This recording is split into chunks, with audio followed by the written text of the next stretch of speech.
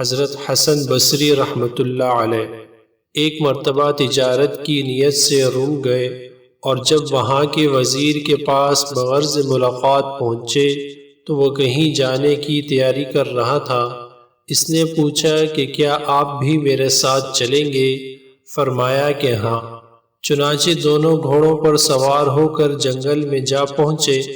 وہاں آپ نے دیکھا کہ رومی ریشم کا ایک بہت ہی شاندار خیمہ نصب ہے، اور اس کے چاروں طرف مسلح فوجی طواف کر کے واپس جا رہے ہیں۔ پھر علماء اور باحشمت لوگ وہاں پہنچے اور خیمے کے قریب کچھ کہہ کر رخصت ہو گئے۔ پھر حکم و امیر منشی وغیرہ پہنچے اور کچھ کہہ کر چل دیے۔ پھر خوبرو کنیزیں زر و جواہر کے تھال سر پر رکھے ہوئے آئیں، اور وہ بھی اس طرح کچھ کہہ کر چلی گئیں۔ پھر بادشاہ اور وزیر بھی کچھ کہہ کر واپس ہو گئے۔ آپ نے حیرت زدہ ہو کر جب وزیر سے واقعہ معلوم کیا تو اس نے بتایا کہ بادشاہ کا ایک خوبصورت بہادر جوان بیٹا مر گیا تھا، اور وہی اس خیمے میں دفن ہے۔ چنانچہ آج کی طرح ہر سال یہاں تمام لوگ آتے ہیں۔ سب سے پہلے فوج آ کر کہتی ہے، اگر جنگ کے ذریعے تیری موت مل سکتی تو ہم جنگ کر کے تجھے بچا لیتے، مگر اللہ تعالی سے جنگ کرنا ممکن نہیں۔ اس کے بعد حکماء آ کر کہتے ہیں، اگر عقل و حکمت سے موت کو روکا جا سکتا تو ہم یقیناً روک دیتے۔ پھر علماء و مشائخ آ کر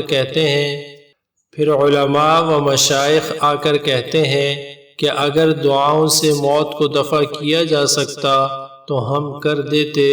پھر حسین کنیزیں آ کر کہتی ہیں کہ اگر حسن و جمال سے موت کو ٹالا جا سکتا تو ہم ٹال دیتی۔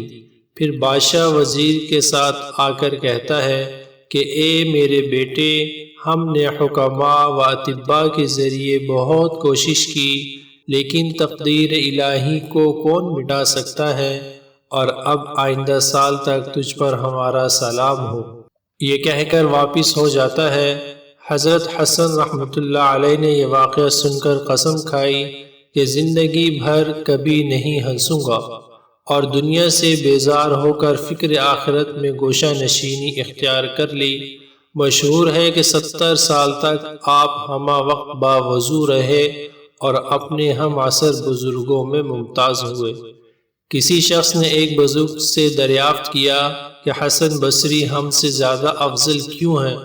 انہوں نے جواب دیا کہ حسن کے علم کی ہر فرد کو ضرورت ہے، اور اس کو سوائے خدا کے کسی کی حاجت نہیں۔ اس پیغام کو دوسروں تک پہنچائے تاکہ اللہ کسی کی زندگی کو آپ کے ذریعے بدل دے۔